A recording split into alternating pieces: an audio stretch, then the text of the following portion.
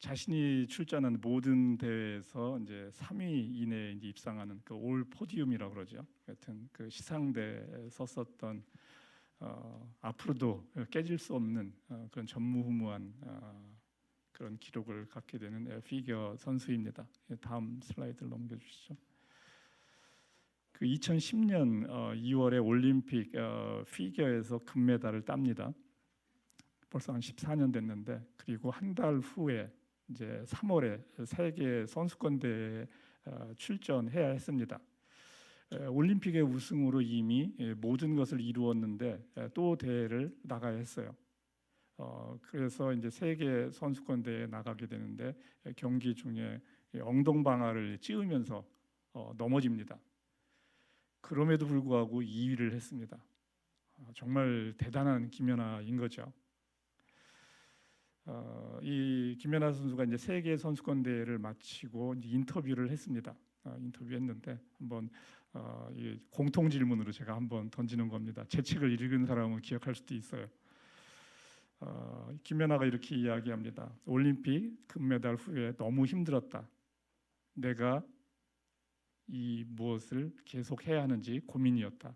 이 한 글자. 책을 열심히들 읽으셨네요. 내가 이 짓을 계속 해야 하는지 고민이었다라고 김연아가 이야기를 합니다.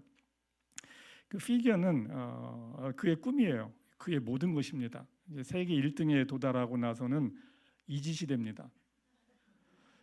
당시 인터뷰를 보면서 저는 그때 그 생각이 들었어요. 그럼에도 쟤는 피겨를 계속 타겠구나 라고 생각을 했어요. 제가 사실은 10여 년 전에 설교에서 그 얘기를 했거든요. 제가 예언을 했는데 역시 타더라고요.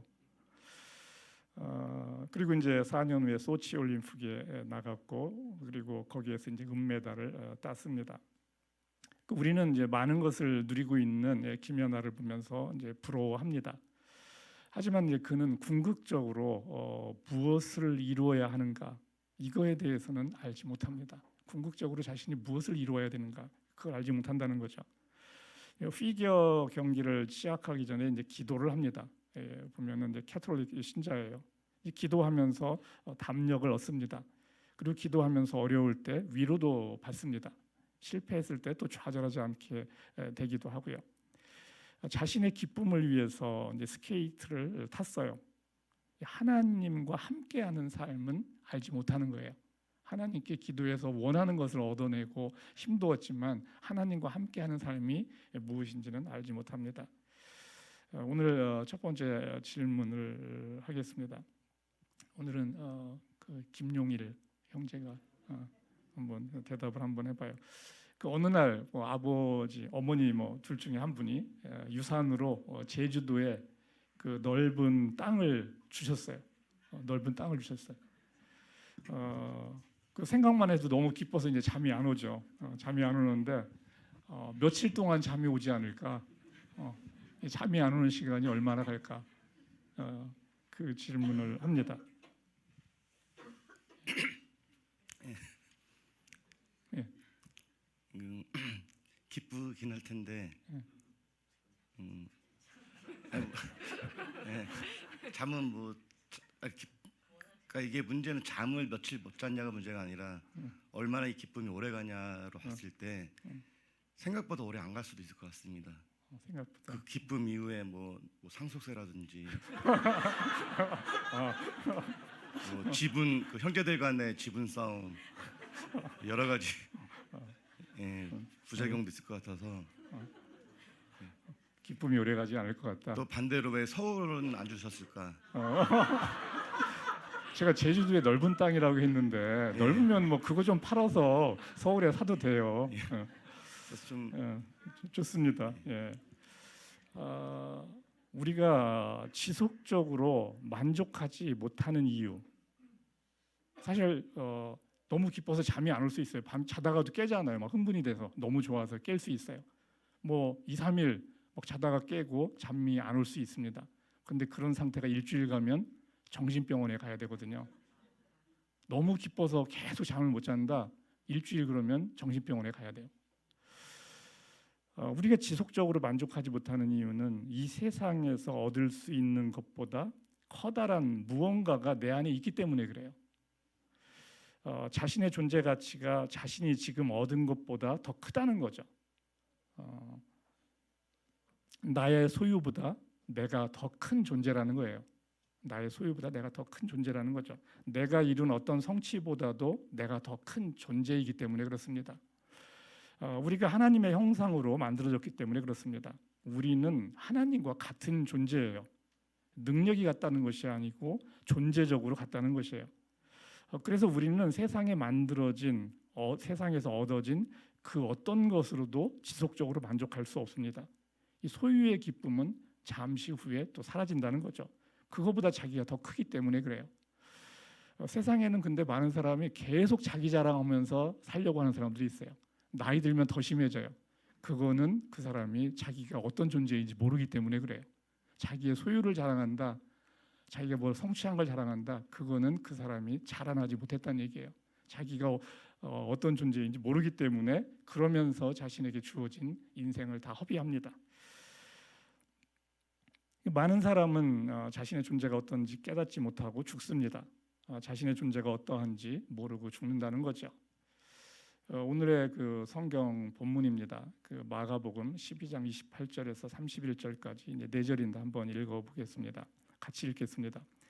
율법 학자 가운데 한 사람이 다가와서 그들의 변론하는 것을 들었다. 율법 학자 가운데 점점점으로 했군요. 그냥 읽어주세요. 그렇다. 모든 계명 가운데서 가장 으뜸이 되는 것은 어느 것입니까?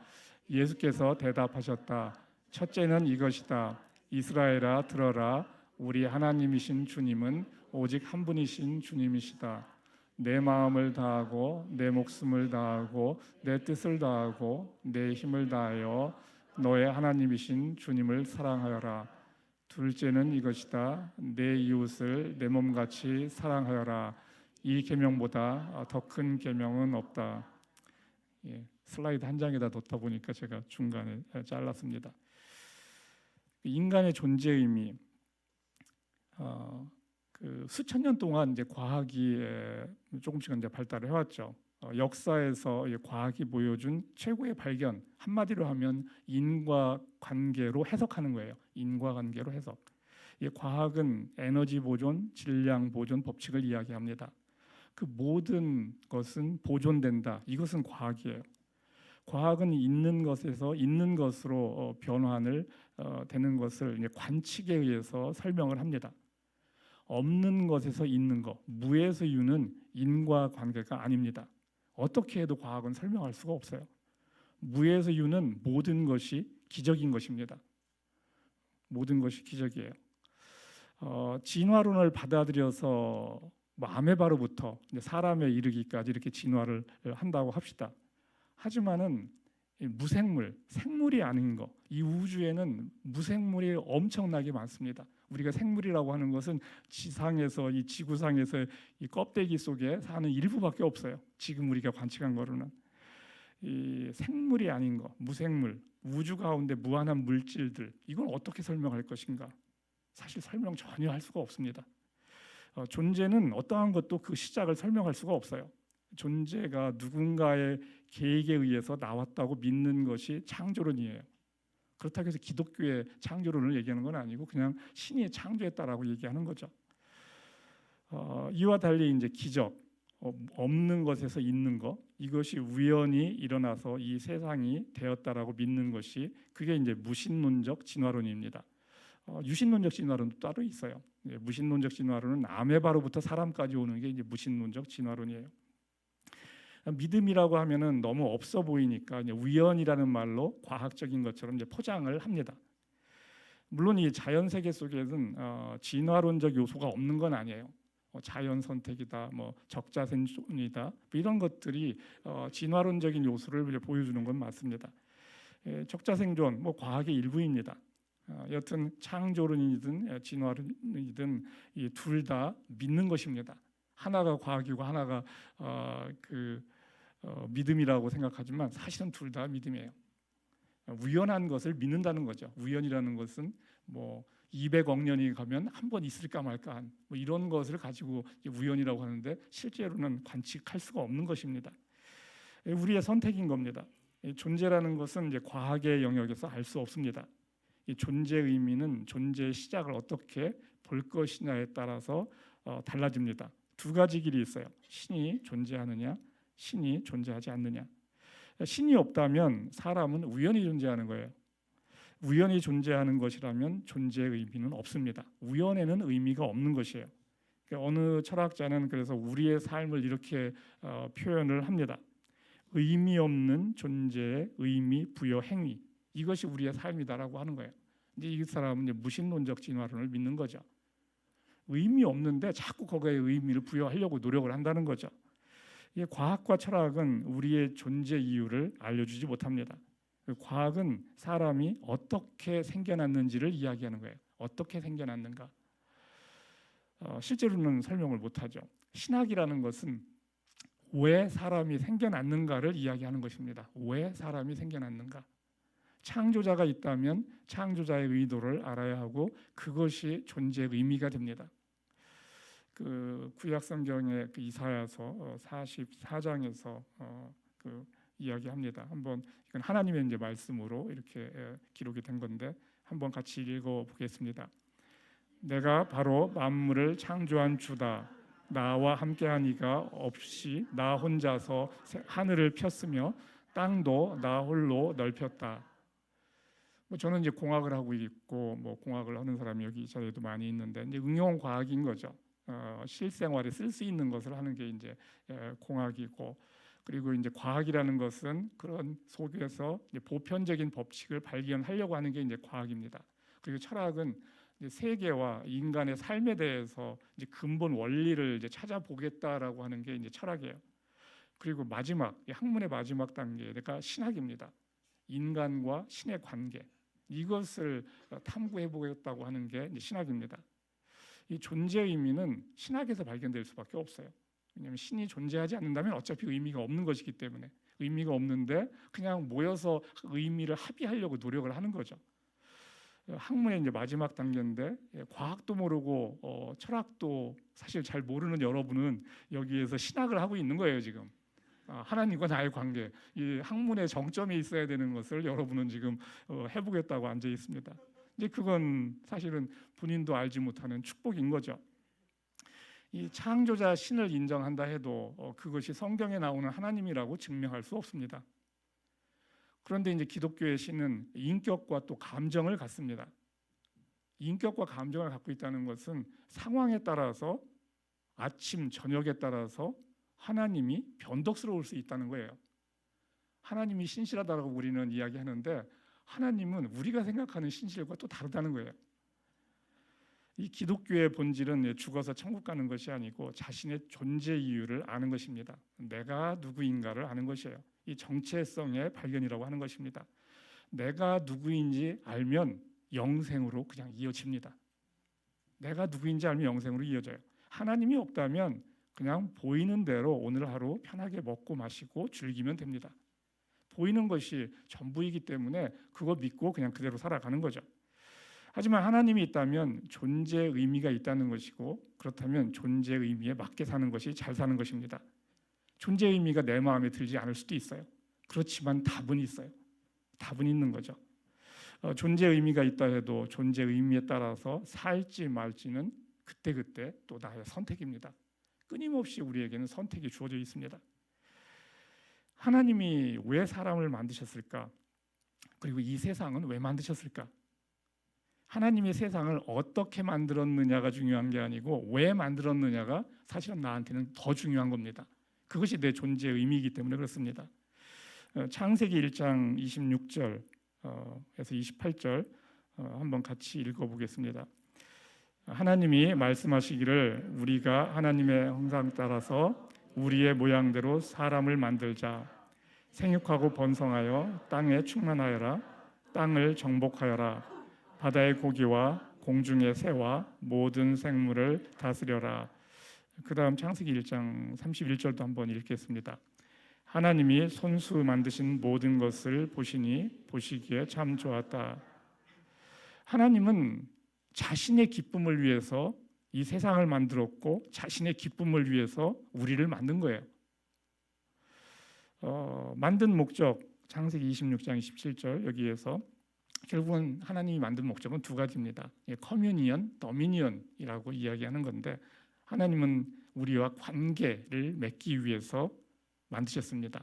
그리고 우리에게 다스리라는 또 일을 주십니다. 그게 이제 도미니언이 되는 거죠. 이 다스림을 통해서 우리는 이웃을 만나고 이제 그들에게 뭔가를 이제 할 수 있는 기회가 주어지는 거죠. 오늘의 이제 메시지의 중심은 이 커뮤니언, 하나님과의 관계 이 부분이 이제 메시지의 중심이 됩니다.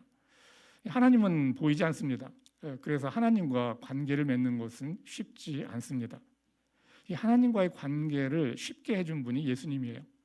예수님은 눈에 보이는 하나님이라고 자기가 이야기하기 때문에 그렇습니다. 예수님을 믿는 것이 하나님을 믿는 것이다. 이것이 이제 기독교가 된다는 것이죠. 예수님은 예수를 믿으면 죽어도 살고 살아서 믿으면 영원히 죽지 않는다고 이야기를 합니다.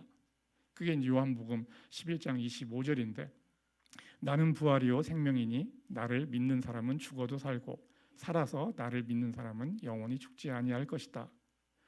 이것을 깨달으면 살고 깨닫지 못하면 잠시 살다가 죽는다라는 것을 이야기하는 거죠. 이거 별거 아닌 것 같은 이야기인데 이 깨달음이 죽느냐 사느냐를 결정하는 큰 깨달음이 된다는 거죠. 쉽지 않은 거죠. 이것을 읽고서 이것이 그냥 믿어진다는 것은 쉽지 않은 것입니다. 우리의 존재 목적, 첫 번째 우리의 존재의 목적. 아까 이제 커뮤니언, 하나님과의 어떤 사랑의 대상으로 만들었다고 했는데 결국은 사랑의 대상이라는 것은 사랑은 주고 받는 것입니다. 주고 받는 것이죠. 우리의 존재 목적은 하나님의 사랑을 받는 것입니다. 먼저 사랑을 받아야 돼요. 요한일서 4장 10절입니다. 한번 같이 읽겠습니다. 우리가 하나님을 사랑한 것이 아니라 하나님이 우리를 사랑하셔서 자기 아들을 보내어 우리의 죄를 위하여 화목제물이 되게 하신 것입니다. 한번 요한일서 4장 7절도 같이 읽겠습니다. 서로 사랑합시다. 사랑은 하나님에게서 난 것입니다. 사랑하는 사람은 다 하나님에게서 났고 하나님을 압니다. 사랑하지 않는 사람은 하나님을 알지 못합니다. 하나님은 사랑이시기 때문입니다. 하나님이 우리를 사랑한다. 죄로 인해 죽어가는 우리를 위해 대신 죄 없이 죽을 자를 보냈다. 그분이 예수님이다라고 성경은 이야기합니다. 이 죽음이 무엇인지 우리는 알 수 없어요. 왜 죽는지 알 수 없습니다. 죽음은 관측에 의해서 우리가 죽는 것은 알 수 있어요. 근데 왜라는 말을 붙이면 우리는 알 수 없습니다. 이 성경은 우리의 죽음을 죄와 연결을 시켜줍니다. 이것을 듣고서 그냥 믿을 수 있는 이야기는 아니에요. 어떻게 그게 믿어지겠어요? 죄로 인해 죽는다. 믿어질 수 있는 얘기는 아닙니다. 우리가 그 말을 듣고 배우고 생각해야 알 수 있는 이야기예요. 생각해야 된다는 거죠. 이게 무슨 말인가? 라는 것입니다. 시편 145편 17절 주님이 하시는 모든 일은 의롭다. 하나님은 모든 일을 사랑으로 하신다. 이 사람의 존재 자체가 하나님의 사랑이에요. 우리가 믿거나 말거나. 하나님에게 사람을 만들라고 명령할 사람은 없어요. 사람을 만들어라, 이 우주를 만들어라고 명령할 사람은 없어요. 그런 존재가 없다는 거죠. 하나님은 누구의 명령을 받으시는 분이 아닙니다. 자신이 원하면 하고 원하지 않으면 안 하는 것입니다. 하나님은 모든 것을 자신이 원해서 하는 거예요. 원해서 하는 것이므로 모든 일을 사랑으로 하는 겁니다. 자신의 애정이 들어가 있는 거죠. 그게 아니면 굳이 할 이유가 없어요. 사람은 하나님이 원해서 만들었습니다. 근데 마음대로 안 돼요. 이 사람은 하나님 마음대로 안 되는 겁니다. 하나님 자신과 대등한 존재로 우리를 대등한 존재로 자녀로 만들었기 때문에 하나님 마음대로 할 수가 없어요. 나의 생사는 하나님이 마음대로 할 수 있어요. 저를 죽일 수 있습니다. 나가서 벼락 맞아 죽는 거 그거 쉽습니다. 이 확률 그거 뭐 250만 분의 1 정도밖에 안 돼요. 나가서 벼락 맞아 죽는 거 뭐 자주 있습니다. 이게 다 보도가 안 돼서 그렇지. 사람은 하나님과 사랑의 관계를 만들어갈 수 있는 대상입니다. 하나님의 꼭두각시가 아니에요. 사람은 우리를 죽일 수는 있지만 우리가 하나님을 사랑하게 만들 수는 없어요. 사랑은 관계성이기 때문에 하나님 마음대로 우리와의 관계를 끌고 갈 수는 없어요. 뭔가를 보여주고 우리에게 힌트를 줄 수는 있지만 마음대로 막 손을 잡고서 함부로 끌고 갈 수는 없다는 거죠. 우리가 원하지 않으면 하나님과의 관계가 시작되지도 않습니다. 이런 하나님을 인정하는 것이 하나님의 사랑을 받아들이는 시작이 됩니다. 이런 하나님을 인정하는 것, 이것이 이제 사랑의 시작이 된다는 거죠. 하나님의 사랑을 받는 것, 그리고 하나님을 사랑하는 것, 이것이 이제 존재의 목적입니다. 이사야서 43장 21절에서 이렇게 이야기합니다. 하나님의 말씀이에요. 이 백성은 나를 위하라고 내가 지은 백성이다. 하나님을 위하라고 하나님이 만들었다는 거죠. 근데 강요할 수는 또 없어요. 이게 이제 하나님의 딜레마인 거죠. 왜냐하면 자신과 같은 존재이기 때문에 그렇습니다.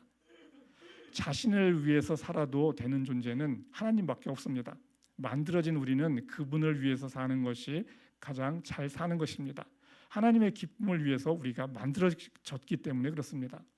하나님에게 부족한 것이 있다면 그것은 그분에 대한 우리의 사랑이에요.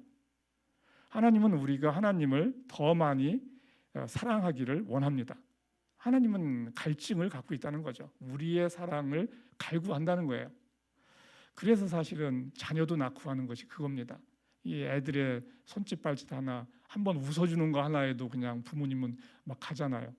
이제 그게 뭡니까? 이거 강제로 웃게 할 수는 없거든요. 하나님을 사랑하기 위해서는 하나님을 알아야 됩니다. 이 하나님을 아는 것은 그런데 쉽지 않죠. 왜냐하면 보이지 않기 때문에. 그런데 기독교는 이 하나님을 아는 것은 예수님을 아는 것과 같다. 두 분이 같다, 하나다라고 이야기합니다. 예수님은 우리가 믿거나 말거나 우리를 구원하기 위해 죽기까지 했습니다. 이것이 하나님의 우리에 대한 사랑의 수준입니다. 예수님을 통해서 하나님의 사랑이 어떠한지 우리에게 알려주셨어요. 그것을 보여주셨다는 거죠. 보이지 않는 존재가 보이는 존재로 와서 그 사랑을 실제적으로 경험할 수 있게 해줬다는 거죠. 이 사랑은 우리가 배워서 알기가 좀 더 쉽습니다. 보이지 않는 하나님의 사랑은 어렵지만 예수님의 사랑은 좀 더 우리에게 실제적이라는 거죠. 그렇지만 그것이 금방 또 다 되는 것은 아니죠. 시편 147편 10절 같이 읽겠습니다. 주님은 오직 당신을 경외하는 사람과 당신의 한결같은 사랑을 기다리는 사람을 좋아하신다. 우리의 존재의 목적은 하나님을 사랑하고 하나님의 사랑을 받는 것입니다. 하나님을 기뻐하고 하나님의 기쁨이 되는 것이에요. 그 아이가 부모의 사랑을 받고 부모를 사랑하고 있다면 아무 것에서 부족함이 없어요. 물론 부모님이 너무 가난하면은 부족함이 있는데 그렇지만 하나님은 그러한 분은 아니죠. 사실 아이와 부모는 아이를 낳을 때 사실 아이가 필요한 최소한의 것들은 다 갖추고 아이를 또 낳죠. 사실 부모 자식 간에 그런 관계가 될 수 있다면 사실은 행복한 거죠. 하나님은 모든 사람을 완전하게 채울 수 있는 무한한 사랑을 가지고 계시고 능력도 가지고 있어요. 그래서 이 하나님을 사랑하라는 첫 번째 계명이 중요한 것입니다. 시편 34편 10절에서 이렇게 이야기합니다. 이 젊은 사자는 사자가 젊다니까 좀 이상한데 젊은 사자는 굶주릴지라도 주님을 찾는 사람은 복이 있어 아무런 부족함이 없을 것이다. 우리가 하나님께 구하는 것은 무엇입니까? 사실 교회 다니는 많은 사람들은 사실 하나님을 찾는 것이 아니고 하나님의 능력을 빌려서 세상에서 좀 폼나게 살고 싶은 거예요. 좀 더 능력 있고 힘 있게 그런 것을 살고 싶어 합니다. 하나님은 내가 원하는 것을 내가 원하는 만큼 채워주지는 않습니다. 그래서 사는 것이 불편하고 어렵기도 합니다. 하나님을 믿어도 불편함이 여전할 수 있어요. 하지만 부족하게 여기지 않을 수는 있어요. 이 불편하지만 견딜 수 없는 고통들도 아닙니다. 이 하나님을 알면 그 불편함과 고통들을 충분히 이깁니다. 이것이 믿음이에요. 시편 23편 1절 이 이제 다윗의 구약 성경에 나오는 다윗의 고백입니다. 주님은 나의 목자시니 내게 부족함 없어라. 이 구약 성경에서 보면 이 소년 다윗, 17, 18살 소년 다윗은 이제 선지자 사무엘에 의해서 왕으로 이제 기름 부음을 받습니다. 다윗은 왕이 되게 해달라고 하나님께 기도한 적 한 번도 없어요. 왕이 뭔지도 사실 알 수가 없는 거죠. 그런데 선지자 사무엘을 통해서 하여튼 왕으로 내정을 합니다. 그런데 언제 왕이 될지 몰라요. 그냥 차기 왕으로 내정만 했습니다. 그 후에 당시에 왕이던 이제 사울 왕에게 이제 쫓기기 시작하는 거죠. 현직 왕이 있는데 차기 왕을 임명했다. 그거는 둘의 관계는 원수 관계가 갈 수밖에 없어요. 왜냐하면 자신의 권력을 결국은 빼앗는 것이기 때문에 사울 왕은 죽어라고 다윗을 죽이려고 하는 거죠. 왜냐하면 그 아들 요나단에게 그 왕의 자리를 물려주고 싶기 때문에 그렇습니다. 이 사울 왕에게 쫓겨다니며 죽을 고비들을 수없이 넘깁니다. 여러 해를 도망다니면서 광야를 헤맵니다. 그때 하는 말이 내게 부족함 없어라입니다. 그때 하는 말이 내게 부족함 없어라예요. 부족한 게 너무나 많아요. 너무 힘들어요. 그런데 부족함 없어라.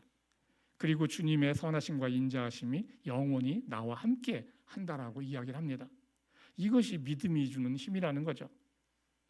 이렇게 다윗은 살았고 훗날에 하나님으로부터 다윗은 내 마음에 합한 자라는 놀라운 칭찬을 받게 됩니다. 오늘 첫 번째 계명을 이야기하고 있습니다. 마가복음 12장 30절 같이 읽겠습니다. 내 마음을 다하고 내 목숨을 다하고 내 뜻을 다하고 내 힘을 다하여 너의 하나님이신 주님을 사랑하여라. 이 사랑의 속성은 사랑의 대상의 모든 것을 원하는 것이에요. 자기가 사랑하는 대상의 모든 것을 원합니다. 이 하나님은 하나님에 대한 우리의 사랑이 삶의 모든 영역에서 일어나기를 원합니다. 마음, 목숨, 뜻, 힘, 이것 빼면 뭐가 있겠어요, 사람에게? 마음이라는 게 감정, 목숨은 우리의 영혼을 다 바쳐서 인격을 바쳐서, 뜻이라는 것은 우리의 생각도 바치라는 거거든요. 생각. 힘이라는 것은 나의 시간, 에너지 이런 것이 힘이에요. 이걸 다 그냥 하나님께 바치라고 이야기를 하고 있어요. 그리고 이제 하나님을 사랑한다는 것은 그 계명을 지키는 것이다. 예수님께서 이렇게 이야기합니다. 요한복음 14장 15절에서 이렇게 이야기하죠. 너희가 나를 사랑하면 내 계명을 지킬 것이다. 이 보이지 않는 하나님을 사랑한다고 빈말로 얼마든지 우리가 이야기할 수 있어요. 그것을 하나님은 사랑으로 받아들이지 않습니다. 찬양 아주 은혜롭게 부를 수 있어요. 근데 그것을 사랑이라고 받아들이지 않는다는 거죠. 물론 사랑하면 그렇게 할 수 있어요. 근데 사랑하지 않아도 실제로 그렇게 할 수 있다는 거죠. 이 그분의 말씀을 듣는 것이 사랑이다라고 이야기를 하고 있습니다. 이 사랑이라는 것은 뭘까 그러면 사실 사랑이라는 것이 쉽지는 않습니다.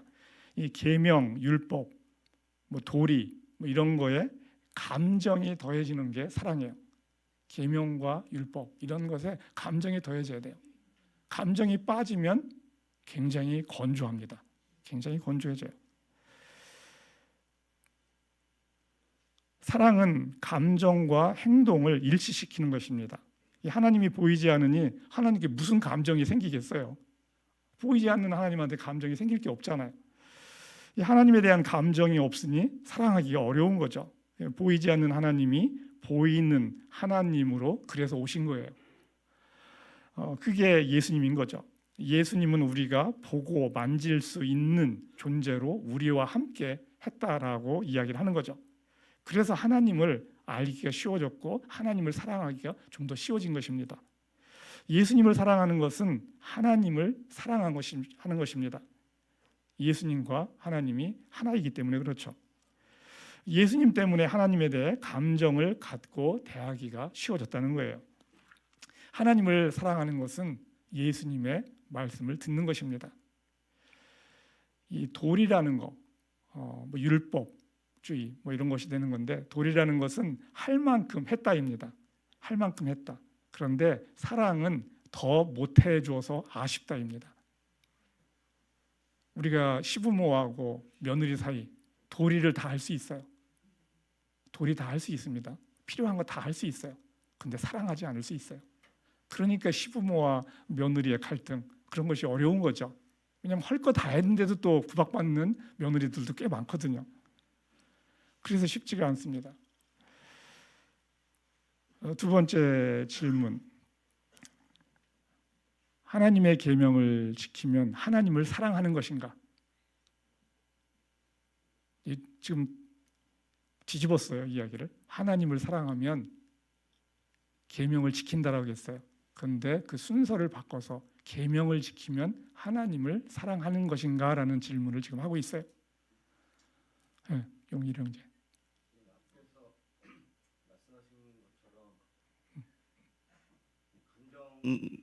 감정이 없이 건조하게 계명만 지키는 사람도 있을 수 있을 것이고요. 네. 정말 감정을 갖고 계명을 지키면 사랑한다고도 할 수 있을 것이고, 예. 계명을 지키는 것으로는 하나님을 사랑하는 것인지 아닌지 알 수 없다. 세모라고. 세모. 예. 지금 잘 쫓아오고 있다는 얘기예요, 지금. 그죠? 세모. 세모가 딱 지금 맞는 표현이에요. 나는 공엑스로 물어봤는데 딱 그 답을 맞춘 거죠. 세모로 딱 비껴갔는데 그게 답이에요. 필요 충분 조건은 아니라는 거예요. 하나님 사랑과 계명을 지키는 것이 필요 충분 조건, 수학적으로 양쪽이 왔다 갔다 하는 조건이 되지는 않는다는 거죠. 하나님의 계명을 지켜도 하나님 사랑하지 않을 수 있습니다. 며느리가 시어머니에게 모든 도리를 다해도 시어머니를 사랑하지 않을 수 있다는 거예요. 충분히 그렇잖아요. 그렇죠? 하나님을 사랑하지 않고 계명을 지키면 그게 율법주의가 됩니다. 율법주의도 어느 정도 유익이 있습니다. 왜냐하면 좋은 행위를 습관화시키는 데 도움이 됩니다. 율법주의가 반드시 나쁘다라고 말할 수 없어요. 좋은 행위를 습관화시키는 거 이거 굉장히 어렵거든요. 근데 율법주의는 그걸 하는 겁니다. 자신의 몸을 얕은 쳐서 그걸 하는 거죠. 하지만 사랑이 없기 때문에 다른 사람의 인정을 구합니다. 다른 사람의 인정을 받기를 원하는 거죠. 그 안에 교만이 숨어 있을 수밖에 없다는 거죠. 율법주의는 할 만큼 했다이고 사랑은 내가 더 못해서 아쉽다입니다. 더 못해서 아쉽다. 예수님의 말씀을 따라 살면 하나님을 경험합니다. 이것은 제 자신의 경험이기도 하고요. 하나님은 하나님에 대한 우리의 사랑의 진실성을 보기를 원합니다. 내 자신이 처한 상황이 나빠도 하나님을 인정하고, 상황이 나쁜데 하나님을 인정할 수는 있어요. 기뻐할 수는 없어요. 상황이 나쁜데 어떻게 하나님을 기뻐할 수 있겠어요? 그런데 하나님을 그래도 인정은 할 수는 있어요. 처한 상황이 나빠도 하나님을 인정하고 그냥 괜찮다, 견딜만 하다라고 받아들일 수는 있어요. 기뻐하기는 어렵습니다. 괜찮아요. 기뻐하지 않아도 괜찮아요. 인정하고 받아들이는 거, 이게 하나님을 사랑하는 것입니다. 하나님을 사랑하는 것, 이것이 하나님을 기쁘게 하는 거죠. 이렇게 살면 하나님을 경험하게 됩니다. 그리고 하나님을 조금씩 더 알아가게 돼요. 하나님을 조금씩 더 알아가게 되면 그 하나님을 조금씩 더 사랑하게 돼요. 하나님을 아는 것과 사랑하는 것은 같이 가는 겁니다. 그냥 사랑만 하려고 하니까 안 되는 거예요. 알아야 되는 거죠. 빌립보서 4장 12절 이제 사도 바울은 이렇게 이야기합니다. 한번 같이 읽겠습니다. 나는 비천하게 살 줄도 알고 풍족하게 살 줄도 압니다. 배부르거나 굶주리거나 풍족하거나 궁핍하거나 그 어떤 경우에도 적응할 수 있는 비밀을 배웠습니다. 이 비밀을 배웠다라고 얘기해요. 지금 여기 사도 바울의 자신의 삶 가운데 있었던 이야기를 하나로 이렇게 지금 또 정리를 해보고 있는 거죠. 어떠한 경우에도 적응할 수 있는 그 비밀, 그거를 배웠다는 거죠. 하나님과 함께 하면서. 그런데 이것을 꼭 하나님과 함께 하면, 함께 해야만 배우는가? 그렇지는 않아요. 하나님 없이도 이것은 배울 수 있어요, 사실. 하나님 없이도. 그 논어에 보면 이렇게 나와요. 세상을 원망하지 않고 사람을 깔보지 않으며 있는 그대로 배워 알면 다 좋은 세상이다. 알고 보니 나는 하늘에 있다. 사실 크게 다르지 않습니다. 그죠? 겸손을 배우고 원망하지 않고 있는 그대로 적응하면서 살아가는 거. 자기는 그런데 하늘에 있대요. 하늘에 둥둥 떠다니는 건가? 이게 이제 하늘에 있다. 이게 뭐냐? 이제 이런 생각을 할 수 있는데 하여튼 좋은 세상에 있다라는 거죠. 하늘에 떠 있으면 무슨 의미가 있겠어요? 그냥 계속 떠다녀 하늘에. 무슨 의미가 있냐 이거죠. 우리에게는 하나님 나라라는 것이 있습니다. 하나님 나라. 하나님 나라는 사랑의 대상이 있는 곳이에요. 그냥 하늘에서 떠다니는 게 아니고 사랑의 대상이 있는 곳이에요. 하나님 나라에는 인격체인 하나님이 있고 내가 사랑하는 다른 사람들이 있어요. 그 존재들이 살 수 있는 거처는 당연히 있죠. 예수님이 먼저 올라가서 그 있을 곳을 마련한다고까지도 얘기하셨기 때문에 그래요.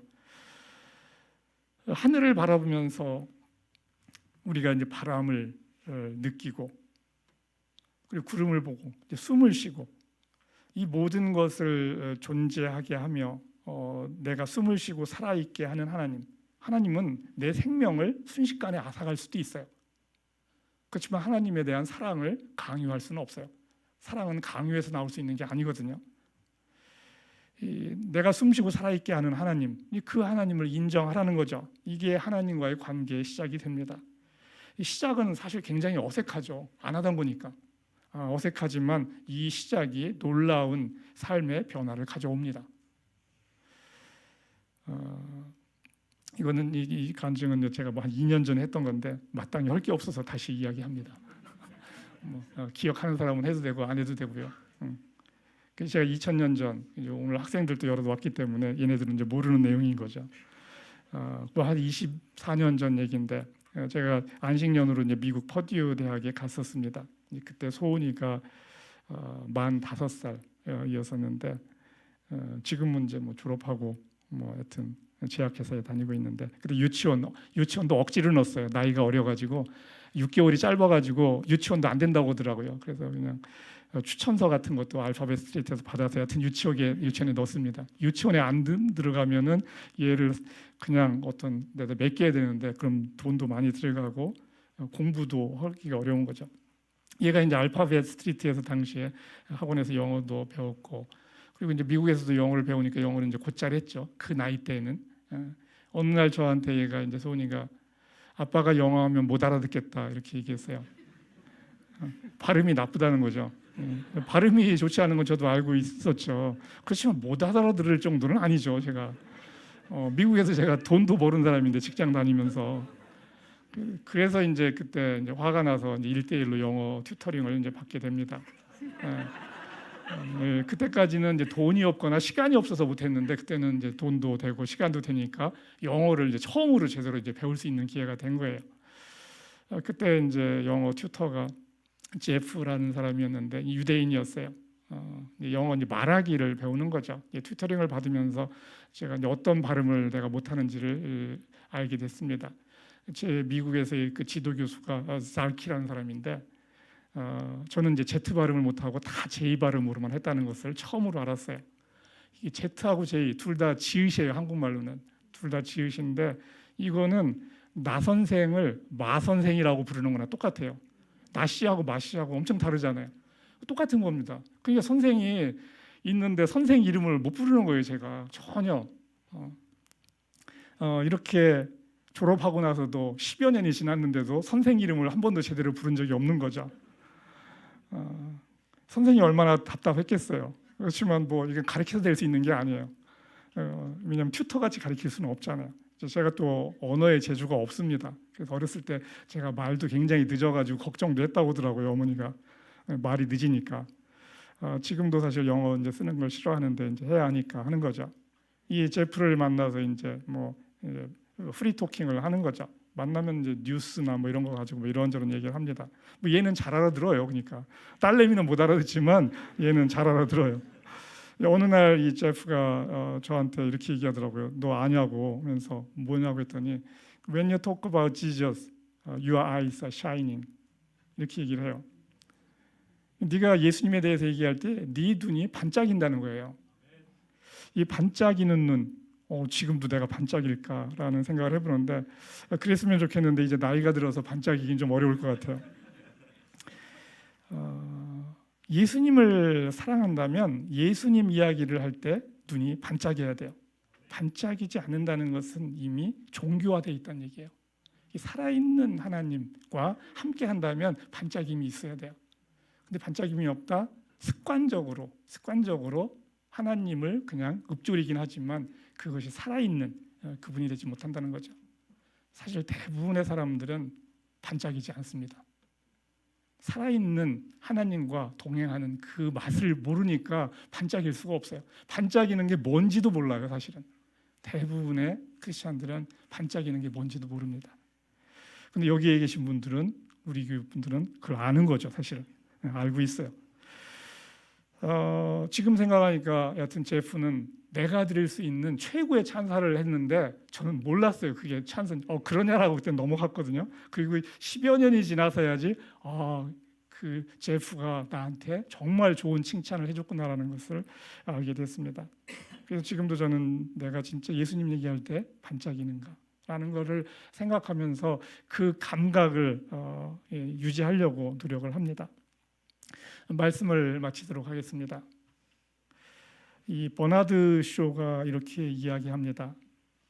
사람에게는 그 원하는 것을 얻은 불행과 원하는 것을 얻지 못한 불행이 있다. 결국은 다 불행하다는 얘기예요. 얻지 못한 사람은 얻으면 좋을 텐데 하면서 아쉽게 여기며 살고, 얻은 사람은 그게 별거 아니구나라고 허탈해하면서 산다는 거죠. 어리석은 사람은 자신의 소유와 성취를 자랑하는데 자신의 시간을 낭비합니다. 아까 말씀드렸듯이 나이가 들어갈수록 이 양로원이나 이런 데 가면 자신의 과거의 것을 자랑하느라고 다 시간을 씁니다. 불쌍해요. 죽음이 코앞인데도 옛날에 했었던 자신의 뭐 좀 자랑할 만한 거 조그만한 거라도 뭐 그걸 자랑하고 싶은 거예요.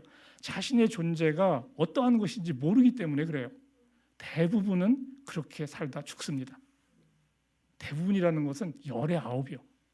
제가 볼 때 열의 9은 그렇게 살다 죽어요. 자신의 존재가 어떠한지 깨닫지 못하니 그냥 죽는 겁니다. 나의 소유보다 내가 더 큰 존재입니다. 세상에서의 소유의 기쁨은 잠시예요. 우리는 세상에 만들어진 그 어떤 것으로도 지속적으로 만족할 수 없습니다. 우리의 존재가 하나님과 같은 수준이기 때문에 그래요. 우리는 하나님을 얻어야 비로소 만족할 수 있는 존재가 됩니다. 오늘 첫 번째 계명, 내 마음을 다하고 내 목숨을 다하고 내 뜻을 다하여 내 하나님을, 너의 하나님이신 주님을 사랑하여라. 하나님의 사랑을 받고 하나님을 사랑하는 것, 이것이 사람의 존재 이유입니다. 하나님은 사랑의 기준을 예수님을 통해서 주셨습니다. 그 사랑의 기준을 갖고 이웃도 사랑을 해보라고 하시죠. 하나님과의 관계 속으로 들어가는 것은 서로가 서로를 소유하는 과정입니다. 서로가 서로를 소유하는 거예요. 여러분이 하나님을 소유하는 것이고 하나님은 여러분을 소유하는 것입니다. 사랑으로 한 것은 사소한 것이 아닙니다. 하나님에게는 사랑으로 하지 않은 것은 아무런 의미가 없어요. 1조 원을 하나님께 바친다 해도 사랑이 없으면 아무것도 의미가 없어요. 이 세상이 다 하나님 건데 이 있는 것으로 하나님께 돌릴 영광 없어요. 그냥 사랑하면 그냥 할 수는 있어요. 근데 그걸로써 영광이 되는 건 아니라는 거죠. 사랑이 빠지면 아무리 큰 일이어도 하나님께 의미가 없습니다. 사랑으로 하면은 사소한 것도 하나님께 감동입니다. 하나님은 내가 보여줬던 사랑을 모두 기억하십니다. 사랑으로 한다면 아주 작은 것도 작은 것이 아니라는 거죠. 하나님을 알기 위해서 시간을 써야 합니다. 이 하나님을 사랑하는 시작이에요. 하나님을 알면 하나님을 사랑하게 됩니다. 이 하나님을 알기 위해서 시간을 쓴다. 이 낭비 같아 보입니다. 하지만 수지 맞는 장사입니다. 잠시의 노력이 영원한 보답으로 돌아오기 때문에 그러합니다. 요한일서 1장 2절 17절 2장 17절 한번 같이 읽겠습니다. 이 세상도 사라지고 이 세상의 욕망도 사라지지만 하나님의 뜻을 행하는 사람은 영원히 남는다. 예수님을 아는 것이 하나님을 아는 것입니다. 예수님을 사랑하며 예수님을 닮아갑니다. 영원한 삶은 따라오는 겁니다. 하나님을 사랑함으로써 하나님을 소유하는 여러분이 되기를 주님의 이름으로 축원합니다.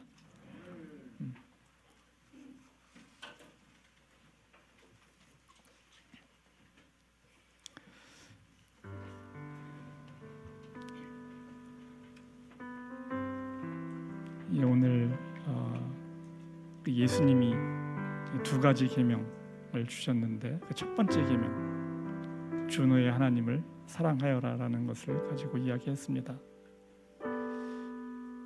마음을 다하고 목숨을 다하고 뜻을 다하고 힘을 다하여 하나님을 사랑하라라고 이야기합니다.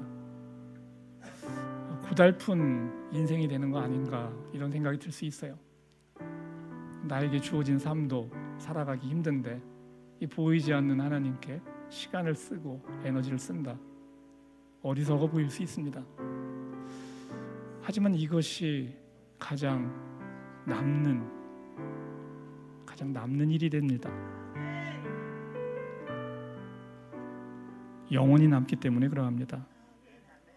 하나님을 사랑하는 자는 영원히 죽지 않습니다.